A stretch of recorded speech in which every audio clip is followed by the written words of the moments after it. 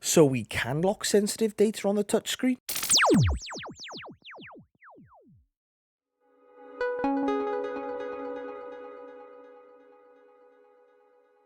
What's up everyone, and welcome back to the channel. You guys know how much we love powerful tech in small packages around here, especially when it comes to staying connected on the go. Well, buckle up, because GL-INET has just dropped something huge. The wait is over. The brand new GL-INET Slate 7, yes, the Wi-Fi 7 powerhouse travel router, is officially available for order right now. That's right, the next generation of portable Wi-Fi speed and reliability can be yours. In this video, we're diving into everything you need to know about the specs, the features that make this Wi-Fi 7 upgrade so significant, and exactly how you can get your order in. You do not want to miss this. So let's open some packaging. So this is the box, a nice matte black Slate 7 packaging. Very minimalistic, I like it. So on the side, we've got Wi-Fi 7, VPN client server, multi-link operation, dual 2.5 gigabit Ethernet ports, touchscreen, DNS encryption, and a PD power supply, which is USB-C. On the other side, what's included in the box, we've got the Slate 7 itself, a power adapter, an Ethernet cable, and the user manual. Slate 7 dual band Wi-Fi router, and the model number GL-BE3600. We've got a nice pull to open tag. Now, I will be upfront and honest about this. GL-INET did send this to me free of charge. So thank you to the team over at GL-INET so that my viewers get some first-hand experience before they purchase one themselves. And this is it. We've got our startup guides. Looks like we've got some multiple connections for the travel router, which is really good considering you're going to be using this potentially in multiple countries. So very happy with that. Multiple different countries' power ports, and the one I'll probably be using, which is the UK one. And then we've got the Slate 7 itself. Underneath, we've got our Ethernet cable and a USB-C to USB-C connector. And the star of the show, the Slate 7. Okay.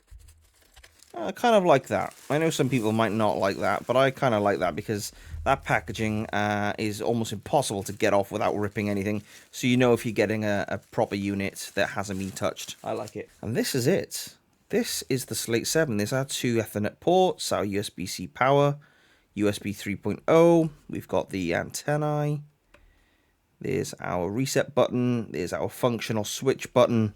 Okay, so one thing I immediately noticed, other than the touchscreen here and the vents, is compared to the Slate, the original Slate, there's no micro SD card slot there.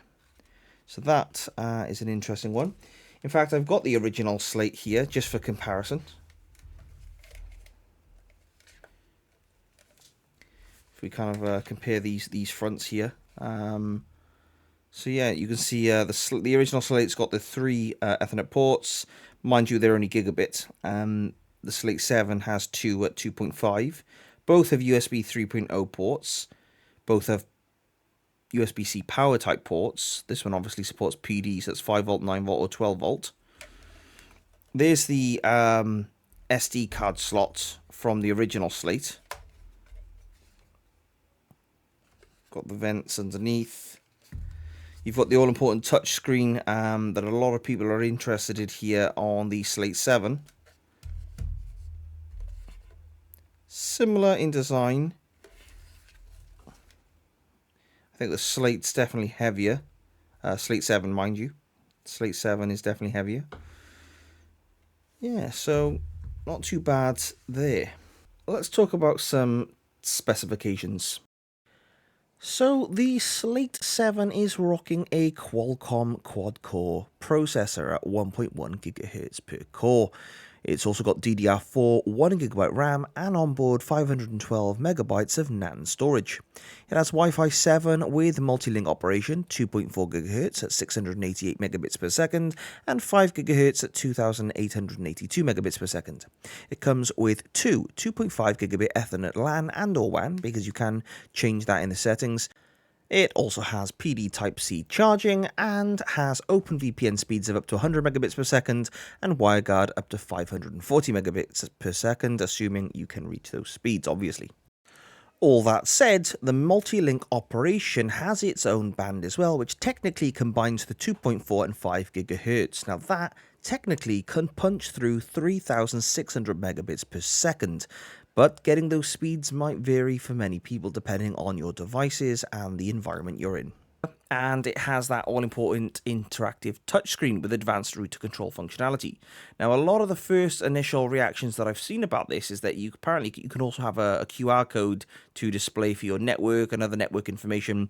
Some people say as a travel router, they don't want that, or they want to kind of limit the information on here. Now, I'm fully aware a lot of people, including myself, were quite concerned about the fact that the touchscreen showed sensitive network information and the ability to connect to the device with a QR code, kind of making security obsolete for your password in the first place for the Wi-Fi networks.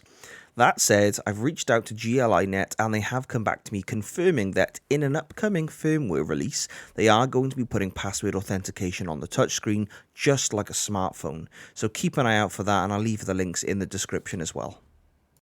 So the first thing I'm going to do is connect to the GL-INET Slate 7 with the QR code on the front of the touchscreen, which is a really convenient method to get this set up first of all.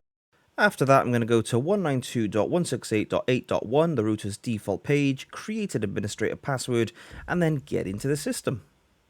Now this will take us to the interface of the main GUI, which we're going to select repeater and set that up. Just note, if you, like me, also set the 160 MHz bandwidth range during setup, it might take a few minutes before you're able to actually scan for Wi-Fi networks while it determines the environment around you to make sure it's not interacting with radar and things like that. We can then select our Wi-Fi network, enter our credentials, and connect up. This will then give us internet access to our Slate 7. Once our network is successfully repeating, it'll give us the option to set up a VPN, which we're going to do later, and then we can progress further in. And you'll notice this GUI is familiar. It's the same type of GUI you've been using on all GL-INET products, so it's not too bad. It looks very familiar and very easy to use.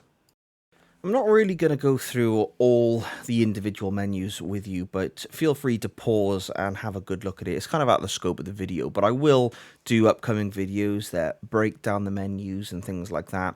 What I really want to do today is just get into the main features of the Slate 7 and just demonstrate all that things to you. I will say that it has a bit more file management than my original Slate did. I don't know if there's a firmware update in there that maybe I need to put in, but yeah, absolutely. One of the things I really like about custom routers, especially those from GL-INET, is the ability to change your WAN and LAN functions, because in my case I don't need two WAN Ethernets, but I do actually need two LAN, which I can do here, and that helps me when I connect this up to my home network. And again, these are all the interfaces on the router in the OpenWRT firmware that GL-INET has branded and customized to their own specifications. So I think what we'll do now is we'll move on to a bit of that touch screen. So the screen itself is 130 by 91 by 34 millimeters. It has ability to see QR codes, monitor real-time speeds, toggle VPNs on and off, switch between your preferred providers, and view instant network status. And as we've said, in upcoming releases for firmware, we're going to get a more serious lock on the screen so that only you can interact with it. The first boot on the Slate 7 does take a couple of minutes to get up and running, but after that it's usually no more than about a minute or two wait just for it to boot up. Perfect for when you're in a spot that you need to have quick access to. Once you have booted it up for the first time, it's as simple as pressing connect via Wi-Fi, at which point you can connect with the GR code, and then your tablet or your phone can instantly connect to the network, at which point you can access all the GUI information that I showed you previously. Once you've got everything to a baseline start, you can then go through the on-screen tutorial, which will show you how to use the touchscreen and functions and things like that. And essentially, that kind of wraps up the video today. I just wanted to give you a quick overview of the Slate 7. If you're considering purchasing this, please use the links in the description below, which help my channel at no additional cost to yourself. And if you would also like to take a look at the original Slate, which is now a little bit cheaper in price, Also, use the links in the description below and check out the video that I also have on this on the channel, which gained over 22,000 views. Thanks very much, and I'll catch you in the next one.